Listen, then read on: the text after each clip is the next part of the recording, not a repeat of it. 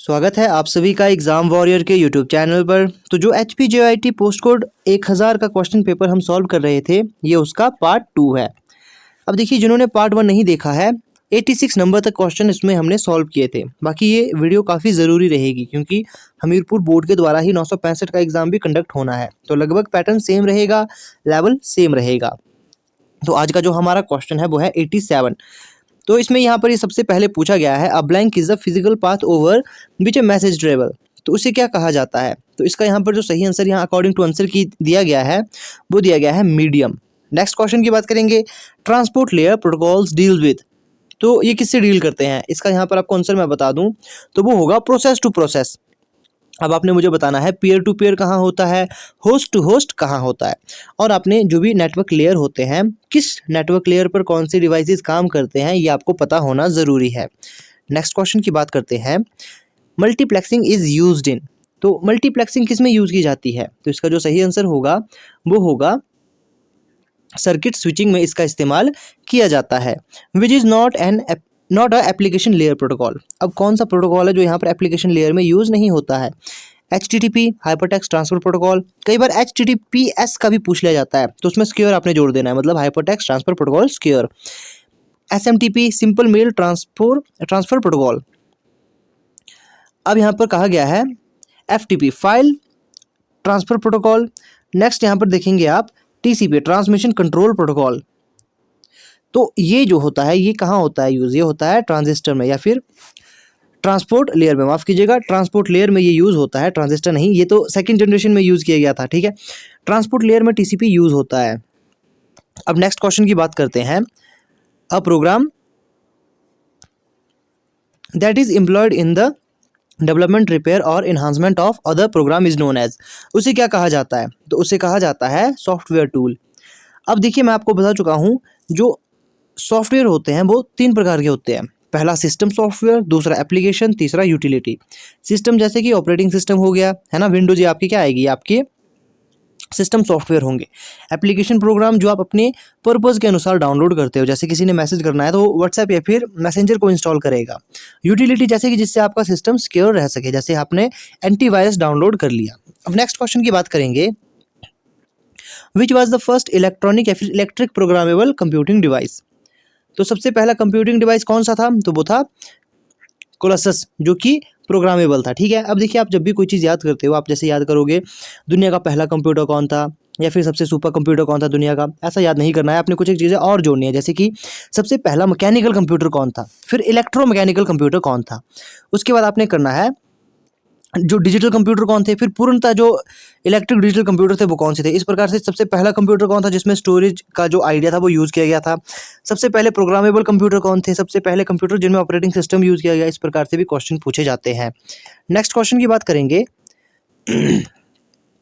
A digital computer did not score over a analog computer in term of. तो वो accuracy में कभी भी इसका मुकाबला नहीं कर सकते डिजिटल कंप्यूटर, क्योंकि एनालॉग कंप्यूटर काफ़ी एक्यूरेट होते हैं। अब एनालॉग और डिजिटल क्या होता है? एनालॉग मतलब जैसे जो हार्ट मोन, जो दिल की धड़कन को मॉनिटर करते हैं ना, जैसे उन्हें कहते हैं एनालॉग। आपने देखा होगा इस प्रकार से कुछ एक लाइनें जा रही होती है, वो एनालॉग में आएगा। बाकी डिजिटल जो हम यूज़ करते हैं, एक इसका मिक्स वर्जन होता है जिसे कहा जाता है हाइब्रिड।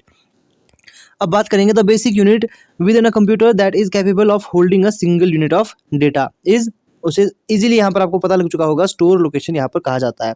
नेक्स्ट क्वेश्चन की बात करते हैं, 95, the hard drive is normally located. तो हार्ड ड्राइव कहाँ पर लोकेट की जाती है? तो इसका जो यहाँ पर सही आंसर आएगा वो क्या आना चाहिए? तो सही आंसर यहाँ पर होगा inside the system based unit. अब एक चीज़ यहाँ पर आपको पता नहीं होगी, जैसे कि आपने देखा होगा कंप्यूटर में क्या क्या होता है, जैसे उसमें आप देखोगे CPU होता है, फिर मदरबोर्ड में वो इंसर्टेड होता है ना, मदरबोर्ड में ही CPU होता है। तो अब यहाँ पर देखिए, जो इस तरह का जो बॉक्स होता है उसे क्या कहा जाता है? उसे बहुत से लोग क्या कहते हैं, उसे CPU कह लेते हैं। देखो, CPU ये नहीं होता है, सेंट्रल प्रोसेसिंग यूनिट इसे नहीं कहा जाता। CPU तो मदरबोर्ड के अंदर होता है, ठीक है। इसे जो कहा जाता है, इसे सिस्टम बॉक्स कहा जाता है या फिर सिस्टम यूनिट इसे कहा जाता है। ये चीज़ आपने ध्यान में रखनी है। तो अब यहाँ पर नेक्स्ट क्वेश्चन की बात करेंगे, a machine cycle refers to. इसका आंसर मैं आपको बता दूं, इसमें सी सही होगा। इसमें एक प्रॉपर वे में साइकिल चलता है। सबसे पहले फैचिंग होगी, जो आप इंस्ट्रक्शन देते हो, फिर उसकी डिकोडिंग की जाएगी, उसके बाद एग्जीक्यूटिंग होगी। ये आपका एक प्रॉपर साइकिल होता है। अब नेक्स्ट क्वेश्चन की बात करते हैं, अ डॉट मैट्रिक्स प्रिंटर। अब देखो डॉट मैट्रिक्स प्रिंटर क्या है, ये एक आउटपुट डिवाइस है। अब प्रिंटर भी दो प्रकार के होते हैं, एक होता है इम्पैक्ट, एक होता है नॉन इम्पैक्ट। अब जैसे इम्पैक्ट में बहुत टाइप के प्रिंटर होते हैं, जैसे कि कैरेक्टर प्रिंटर हो गया, लाइन प्रिंटर हो गया, चेन प्रिंटर, डम प्रिंटर, डेजिबल, इस प्रकार से बहुत से टाइप होते हैं इसके। ये सब चीज़ें आपको पता होनी चाहिए। नॉन इम्पैक्ट में लेजर प्रिंटर होता है, जिसकी जो प्रिंट करने की क्षमता किस प्रकार से होती है, वो पेज करता है ना, एक बारी में पेज वो प्रिंट करता है। इस प्रकार से हर एक चीज़ आपको इसकी पता होनी चाहिए। नेक्स्ट क्वेश्चन की बात करेंगे, memory that can't be processed bye CPU is. कौन सी वो मेमोरी होती है जो सीधे डायरेक्टली सीपीयू के द्वारा प्रोसेस नहीं की जा सकती, वो होती है एक्सटर्नल। बाकी जो ये सारी मेमोरीज होती है इनका यूज़ सीपीयू इजीली कर सकता है। अब यहाँ पर नेक्स्ट क्वेश्चन की बात करते हैं। अब देखिए नेक्स्ट क्वेश्चन में क्या कहा गया है, कन्वर्जन कहा गया है। Conversion of a decimal number 71 to its binary number. तो यहाँ पर सिंपल कन्वर्जन आपने करना था। जिसको कन्वर्जन नहीं आता है, जो मैंने वीडियो में सिखाया हुआ है कन्वर्जन, उसे आपने एक बार ज़रूर देख लेना है। इसका आंसर यहाँ पर फिलहाल मैं आपको बता दूँ तो अकॉर्डिंग टू आंसर की यहाँ पर डी ऑप्शन दिया गया है। अब नेक्स्ट क्वेश्चन की बात करते हैं, एडिशन ऑफ 10 एंड 01। तो यहाँ पर इसका एडिशन करना था, ये चीज़ भी आपको मैं सिखा दूंगा आने वाली वीडियो में। एडिशन, मल्टीप्लिकेशन, डिवीजन आपको सिखा दूंगा इन चीज़ों का। अब देखिए यहाँ पर एडिशन हुआ है, तो इसका जो सही आंसर आएगा ऑप्शन सी यहाँ पर सही हो जाएगा। अब एक बार मैं आपको एक ट्रिक आपको बता दूं एडिशन करने की। जैसे कि यहाँ पर आपके पास क्या है, ये 10 दिया गया, ये बाइनरी में दिया गया है, यहाँ पर 0 1 दिया गया है। अब इसको हम यहाँ पर वैल्यू करेंगे, जैसे 1, ये 2, इस प्रकार से इसे लिखते हैं ना। तो यहाँ पर ये कितना है, ये इसका मतलब यहाँ पर ये 2 है, क्योंकि 0 वाली वैल्यू को तो गिनते नहीं है। ये यहाँ पर 1 है, तो इसका एडिशन किया हमने, ये हो चुका हमारे पास कितना। जैसे कि फिर से आपको मैं समझा दूं, जैसे यहाँ पर 10 है, यहाँ पर क्या है, यहाँ पर 0 1 है। तो जितनी संख्या होगी 1 2 4 8, इस प्रकार से आपको ये आगे लिखना होगा। ठीक है, 8 के बाद 16 32 64 128 है ना, इस प्रकार से लिखना होगा। तो यहाँ पर हमारे पास देखिए 4 तो है नहीं, क्योंकि आगे की संख्या नहीं है। 0 वाली संख्या को ऐड नहीं करते, मतलब 2, तो ये यहाँ से निकल कर आया 2। इस प्रकार से यहाँ पर देखो 1 2 4 इस प्रकार से संख्या आगे को होती है, लेकिन यहाँ कोई नंबर नहीं है और 0 वाली संख्या को भी नहीं लेते। जमा 1 करो तो ये हो जाएगा 3। अब 3 को बाइनरी में कन्वर्ट आपने करना है, तो 1 2 इस प्रकार से आप कन्वर्ट करोगे, 1 1 लिखोगे, तो यहाँ पर ये 3 इजीली बन जाएगा। इसलिए यहाँ पर आंसर क्या आएगा, ऑप्शन सी यहाँ पर इसका आंसर सही आएगा। इसी वजह से ये आंसर आया है। अब जिसको समझ नहीं आया, जो चाहता है कि न्यूमेरिकल्स पर जो कंप्यूटर के होते हैं एक स्पेसिफिक वीडियो चाहिए, हर एक चीज़ उसमें वहाँ पर आपको चाहिए, कन्वर्जन हो, चाहे वो जमा या फिर गुणा करना हो, माइनस करना हो, हर एक चीज़ सीखना चाहते हो, कमेंट करके मुझे ज़रूर बताना। स्पेसिफिक वीडियो मैं उस पर ज़रूर बनाऊंगा। अब देखिए यहाँ पर नेक्स्ट क्वेश्चन की बात करेंगे, which of the following is use to instruct the computer what to do and how to do. क्या कहा जाएगा उसे कहा जाएगा सॉफ्टवेयर। ये सॉफ्टवेयर के द्वारा यहाँ पर बताया जाएगा। देखिए यहाँ पर इसका आंसर ऑपरेटिंग सिस्टम भी हो सकता था, लेकिन ऑपरेटिंग सिस्टम क्या करता है कि यूजर इंटरफेस प्रोवाइड करवाता है। लेकिन क्वेश्चन यहाँ पर पूछा गया था, which of the following is use to instruct the computer what to do and how to do. ये एक सॉफ्टवेयर के द्वारा ही बताया जा सकता है। जैसे कि हम कुछ सॉफ्टवेयर उसमें कमांड्स भरेंगे कि कंप्यूटर को क्या करना है, ठीक है, तो यहाँ पर इसका आंसर सॉफ्टवेयर आएगा। अब नेक्स्ट क्वेश्चन की बात करेंगे, computer virus that actively attacks an antivirus program और program in an effort to prevent detection is. तो उसे क्या कहा जाता है, तो इसका इजीली काफ़ी आसान सा आंसर उसे रेट्रोवायरस कहा जाता है। रेट्रोवायरस मीन जो एंटीवायरस को भी हार्म पहुंचा लेता है। ट्रोजन हॉर्स क्या होता है, ये खुद को यूजफुल बताता है, मतलब ये ऐसी नोटिफिकेशन देगा कि ये यूजफुल ऐप है, तो उसे आप इंस्टॉल कर लोगे, जिस वजह से यहाँ पर आपके डिवाइस में आ जाता है। अब यहाँ पर वॉर्म की बात करेंगे तो ये सेल्फ रेप्लिकेंट होते हैं। अब यहाँ पर गोस्ट वायरस जो खुद को बचाना जानते हैं। अब यहाँ पर नेक्स्ट क्वेश्चन की बात करेंगे, what is the true about assembly language. Assembly language के बारे में सत्य कथन क्या है यहाँ पर, तो इसका ऑप्शन सी सही हो जाएगा, it is a group of language. अब देखिए यहाँ पर it is easy to understand and use, it is not a machine dependent. अब यहाँ पर देखिए ये गलत है, ये इंसानों के लिए ईजी नहीं है, ये मशीन डिपेंडेंट ही है। तो सिर्फ यहाँ पर ये इसका सी ऑप्शन सही हो जाएगा। Which operating system is use to Macintosh computer. तो इसमें कौन सा यूज़ होता है ये तो आपको पता होगा। उसमें जो यूज़ होता है वो होता है Mac operating system. Next question की बात करते हैं, which command in DOS is use to set a name to a disk. तो किस कमांड का यहाँ पर यूज़ किया जाएगा, तो लेबल का यूज़ किया जाता है। अब यहाँ पर बात करेंगे, in MS Windows notification area is a feature of which bar. तो कौन सा बार कहा जाता है नोटिफिकेशन वाले एरिया को, तो उसे कहा जाता है टास्क बार। अब यहाँ पर देखिए एक क्वेश्चन अगर आपसे पूछ लिया जाए कि टास्क बार किस विंडो के अंतर्गत इंक्लूड किया गया था, तो टास्क बार यहाँ पर आप ये मानकर चलें कि जो विंडो 95 था उसके अंदर यहाँ पर ये इंक्लूड किए गए थे। नेक्स्ट क्वेश्चन की बात करेंगे, what is the benefit of 64 bit Windows over 32 bit Windows. तो क्या बेनिफिट है उसका, तो इसका यहाँ पर बेनिफिट सिंपल सा है, सपोर्ट मोर मेमोरी, इसके लिए इसका यूज़ किया जाता है। In MS word user can use which button to cancel the last editing. Last editing को कैंसिल करने के लिए कौन सी शॉर्टकट कीज का यूज किया जाता है? तो ऑप्शन बी अनडू, रिपीट करने के लिए रीडू। अनडू की शॉर्टकट की क्या होती है? Control plus Z. रीडू की क्या होती है? Control plus CTRL plus Y, ये होती है रीडू की शॉर्टकट की। अब यहाँ पर बात करेंगे what happen if you press control plus shift plus eight. तो क्या होगा इसको सिलेक्ट करने से, इसको प्रेस करने से? तो इसका यहाँ जो सही आंसर होगा वो होगा ऑप्शन बी, ये एक्टिवेट कर देता है रेक्टेंगुलर सिलेक्शन को। अब नेक्स्ट क्वेश्चन की बात करते हैं। In MS Excel cut copy paste are feature of which menu. ये किस मेन्यू में रहते हैं? तो ये आपको पता होना चाहिए, एडिट मेन्यू में रहते हैं। अब यहाँ पर बात करते हैं in MS Excel which button do you click to add up a series of number. तो कौन सा यहाँ पर यूज़ किया जाएगा बटन? तो वो यूज़ किया जाता है the auto sum button. Next question की बात करेंगे। In MS Excel the cell 5 F5 refers to. Cell F5 का मतलब क्या होता है? ये देखो क्या होता है, ये आपका कहलाया जाता है ऑप्शन बी, ये जो F डिनोट करता है, जो अल्फ़ाबेट्स होते हैं वो डिनोट करते हैं कॉलम को। जो रो डिनोट करती है वो क्या करती है? देखो जो न्यूमेरिकल होते हैं वो डिनोट करते हैं रो को, ठीक है। अब यहाँ पर पूछा जाएगा, जैसे कि क्वेश्चन पूछा गया है in MS Excel the result of a formula in a cell is the, उसे क्या कहा जाएगा? तो इसका जो सही आंसर यहाँ पर होगा वो कहा जाएगा वैल्यू। अब एक क्वेश्चन मैं आपसे यहाँ पर पूछ लेता हूँ, जैसे कि जो MS एक्सेल का जो सेल होता है उसका एड्रेस कहाँ होता है? उसका जो एड्रेस दिखाया जाता है वो कहाँ दिखाया जाता है? आपने कमेंट करके मुझे इसका आंसर ज़रूर बताना है। अब यहाँ पर नेक्स्ट क्वेश्चन की बात करेंगे। The function that convert negative value into positive value in MS Excel, उसे क्या कहा जाता है? उसे कहा जाता है एब्सोल्यूट। नेक्स्ट क्वेश्चन की बात की जाए, which is use to insert new worksheet in current workbook in MS Excel. अब यहाँ पर देखिए कन्फ्यूजन क्रिएट क्या होता है, यहाँ पर वर्कशीट इंक्लूड करने को कहा है, ना कि एक नई वर्कबुक। वर्कशीट के लिए कौन सी शॉर्टकट की का यूज़ किया जाता है? तो इसमें जो यहाँ पर सही आंसर आएगा वो आएगा alt plus shift plus F1, या फिर सिंपल एक शॉर्टकट की होती है शिफ्ट प्लस F11। ये दोनों का सेम वर्क होता है, इसमें नई वर्कशीट इंक्लूड करना है एक वर्कबुक में। अब यहाँ पर देखिए जो नेक्स्ट क्वेश्चन यहाँ पूछा गया है, in MS PowerPoint to view header and footer you must switch to. तो किस में हमें जाना चाहिए? इसका जो सही आंसर यहाँ पर होगा वो होगा option D, both B and C. आप चाहे तो प्रिंट लेआउट व्यू से देख सकते हो या फिर प्रिंट प्रीव्यू मोड से देख सकते हो इसे। इन MS power point which of the following provide a printed copy of your presentation.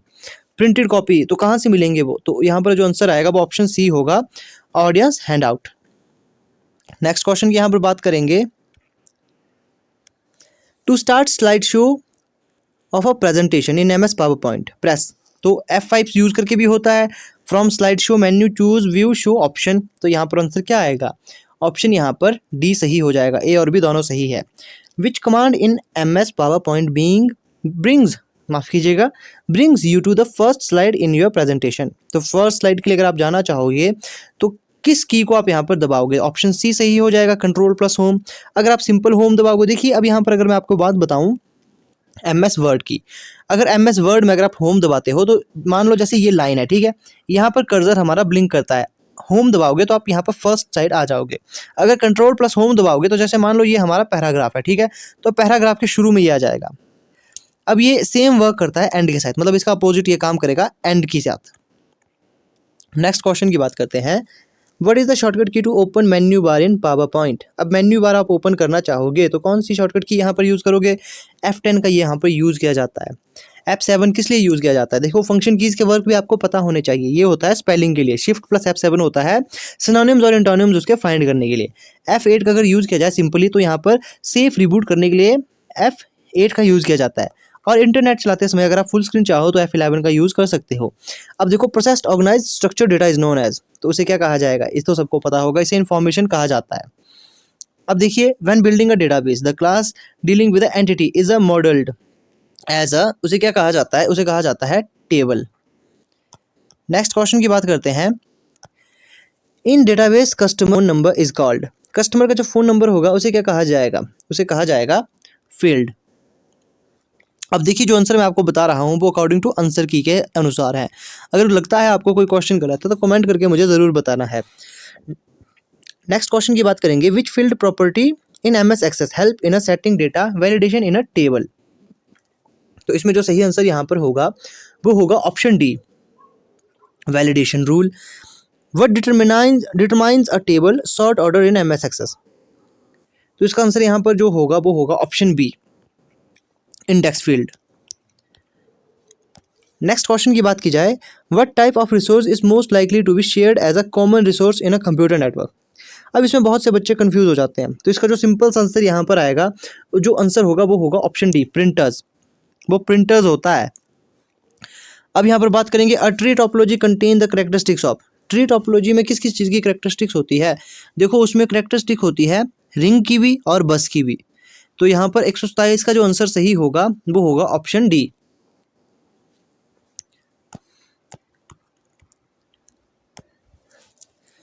अब देखिए यहाँ पर कहा गया है, how many bytes are there in a ethernet address. Ethernet address में कितने बिट्स होते हैं, माफ़ कीजिएगा बिट्स यहाँ पर पूछा गया, तो कितने बिट्स होंगे?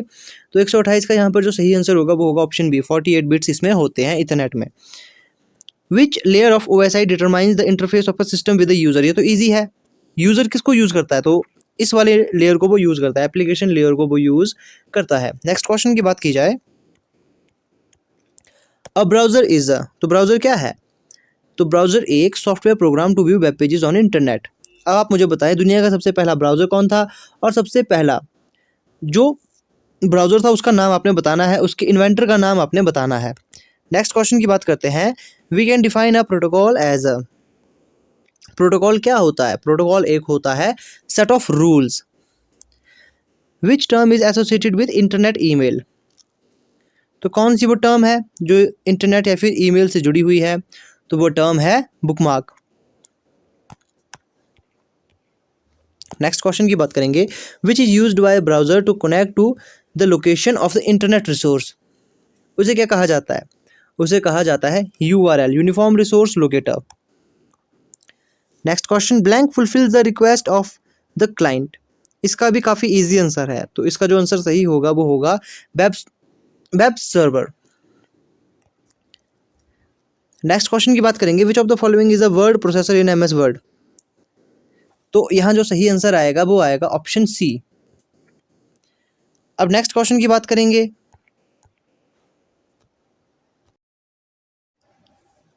The default page size of word document is. तो इसका जो सही आंसर होगा वो होगा letter.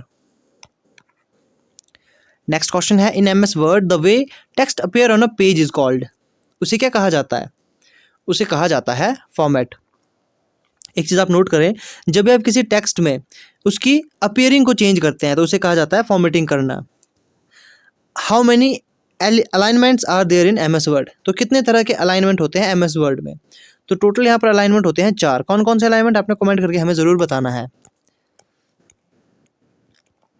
Computer instruction written in a English word instant of a binary code is called. उसे क्या कहा जाता है? उसे कहा जाता है सिंबॉलिक कोड। अब देखिए, ग्रे कोड से भी एग्जाम में क्वेश्चन पूछा जाता है, तो ग्रे कोड भी आपने एक बार ज़रूर पढ़ लेना है। बाकी अगर जिसको जिस टॉपिक में दिक्कत आती है आपने कमेंट में हमें ज़रूर बताना है। Firmware is a combination of software and blank memory. तो ये होता है सॉफ्टवेयर और hardware, combination of software and hardware memory. अब यहाँ पर नेक्स्ट क्वेश्चन की बात करते हैं, Siul is a tributary of which river of Himachal Pradesh. अब यहाँ पर देखिए, ये जो है सेक्शन वो जीके सेक्शन है, तो इसे हम नेक्स्ट वीडियो में कंप्लीट करेंगे। बाकी इस वीडियो में हम जो नेक्स्ट वीडियो होगी उसमें ये भी बताएंगे कि जीके सेक्शन में कहाँ से आपने कौन सी चीज़ें पढ़नी है। बेसिक चीज़ अगर आपको मैं बता दूँ, जीके में जो ज़्यादातर इस बार पूछा गया था वो रिवर से पूछा गया था। मतलब HP ज्योग्राफी से ज़्यादा कॉन्सेप्ट पूछे गए थे, रिवर्स, फिर दर्रे, फिर आपने रियासतें पढ़नी है, सहायक नदियाँ कौन कौन सी है, नदियाँ, इस प्रकार के आपने हिम पर्वत यहाँ पर कौन कौन से हैं, इस प्रकार से जो भी टॉपिक आपके बचते हैं वो आपने करने हैं। बाकी नेक्स्ट वीडियो में हम इसे ज़रूर कंप्लीट करेंगे, जिसमें कि जो जीके सेक्शन है वो भी, उसकी भी आपको टिप्स यहाँ पर दे दी जाएगी कि जीके आपने अब कैसे पढ़ना है, क्योंकि ज़्यादा ध्यान अपने कंप्यूटर पर ही देना है। बाकी कंप्यूटर का आपको पता लग चुका होगा। जो बच्चे लैंग्वेजेस पर ज़्यादा अपना टाइम लगा रहे थे, देखो ज़्यादा टाइम मत लगाओ। आपने देखा होगा लैंग्वेजेस कैसी पूछी गई है। जो मैंने C लैंग्वेज में करवाया गया है, जो HTML में टैग मैंने करवाए हुए हैं, ऑलमोस्ट वहीं से सारे क्वेश्चन पूछे गए हैं। उन्हें ज़रूर देखो एक बार जाके, वो काफ़ी काम के हैं। अब देखिए, काफ़ी जल्द आपके लिए यहाँ पर जो जीके सेक्शन के लिए भी वीडियोस प्रोवाइड करवाई जाएगी। देखिए क्लासेस तो मैं कोशिश करता हूँ कि डेली लूँ, लेकिन कभी कभार यहाँ पर दिक्कत आती है जिसके कारण कि आपकी क्लासेस डेली प्रोवाइड नहीं हो पाती। बाकी कोशिश मैं अपनी ओर से पूरी करूँगा। बाकी जिस दिन क्लासेस ना आए आप ये मानकर चलें कि उस दिन किसी काम में मैं ज़रूर फंसा हूँ। ऐसा अगर मैं फ्री होता हूँ तो क्लासेस ज़रूर अपलोड हो जाती है। बाकी कोई अगर दिक्कत हो इन क्वेश्चन में, कमेंट करके मुझे ज़रूर बताओ कि कोई क्वेश्चन मैंने गलत करवाया है या फिर आपको लगता है इसका आंसर कुछ और आना है, या फिर कोई टॉपिक ऐसा जो आप समझना चाहते हो या फिर उस पर वीडियो चाहते हो, तो आपने मुझे कमेंट करके ज़रूर बताना है। टाइम लगे तो आपकी वीडियो भी मैं ज़रूर बना लूँगा। तो मिलते हैं आपसे नेक्स्ट वीडियो में।